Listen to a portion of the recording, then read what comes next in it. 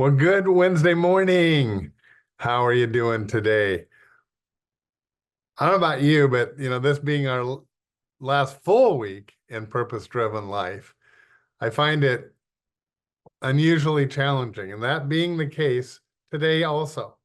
This week, we're talking about that fifth reason God still has us here on earth rather than in that beautiful heaven. It'll come one day, but not today. And so we talked about we're missionaries basically sent from heaven right here to reach others for Christ on Monday. Reach one more for Jesus. Remember that song? Oh, love that song. Yesterday about our own personal witnessing and testimony. Rick today in chapter 38, that's where we are, in purpose-driven life. It's entitled Becoming a World-Class Christian. What does he mean by that? It means that we're to have a heart for everyone in the world. That's why I put the world up behind me today.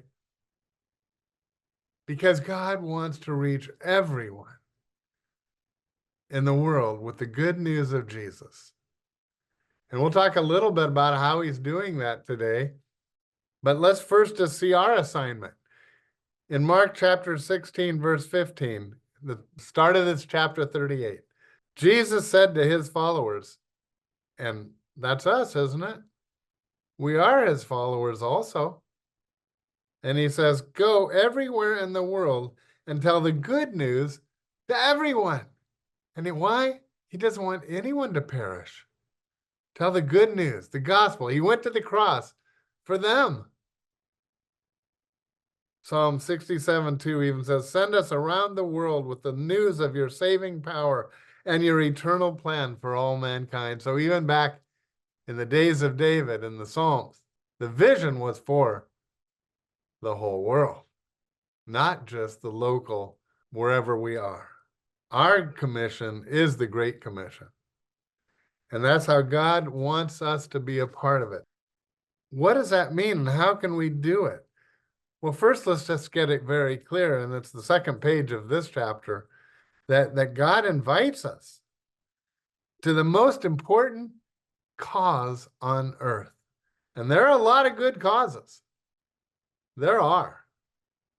It's almost like every disease has its own foundation or whatever attacking it, and other good things. But the biggest thing, best thing, is that those causes that help the gospel get known around the world. Because his kingdom is the one kingdom that will last. No other kingdom on earth will last. I love that when Rick says that little saying, history is his story.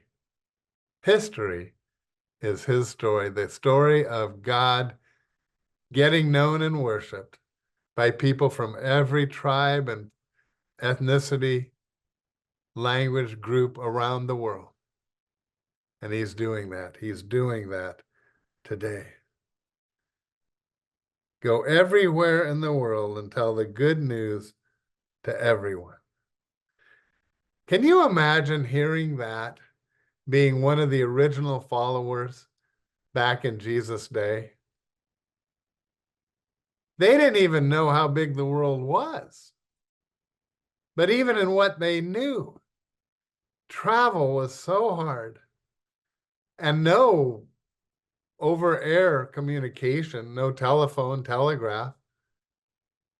No, it seemed impossible to go everywhere.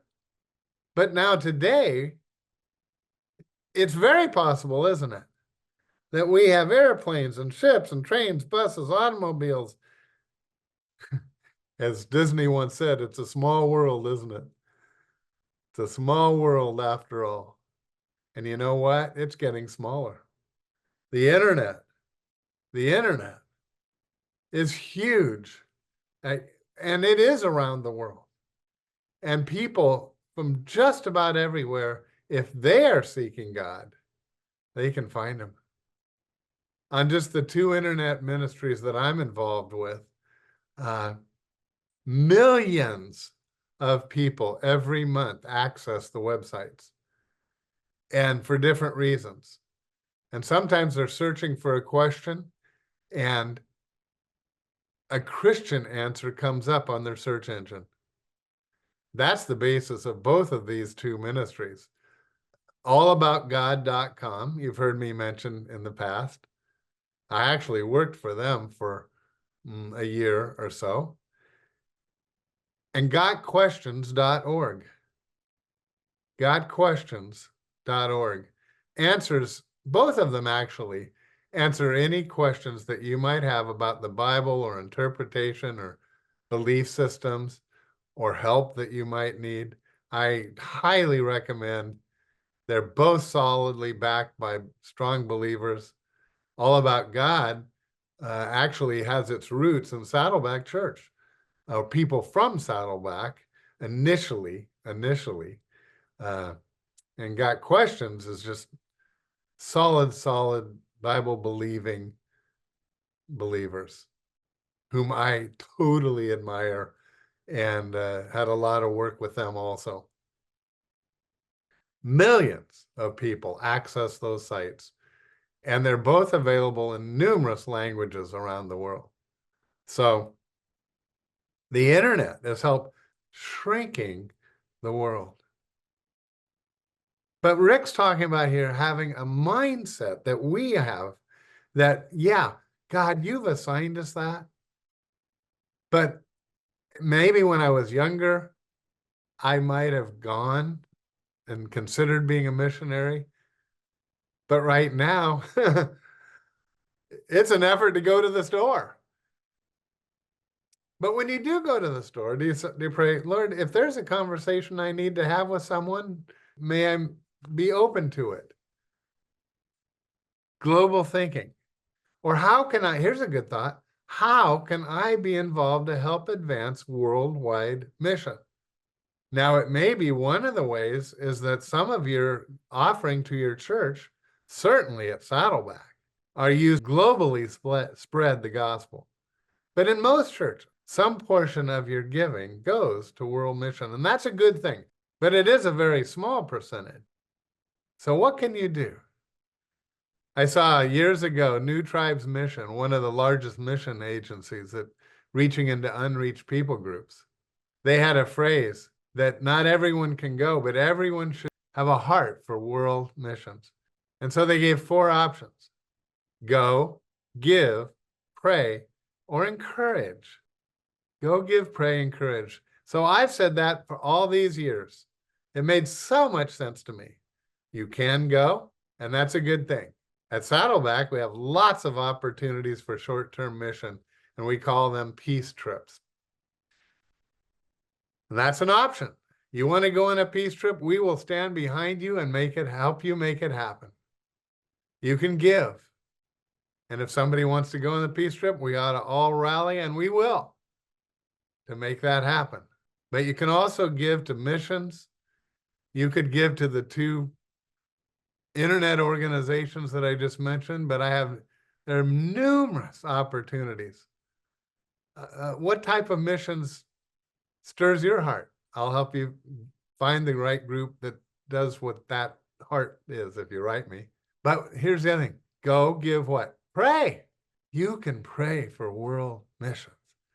Choose a country. Choose your favorite country. Pray for the mission in that country.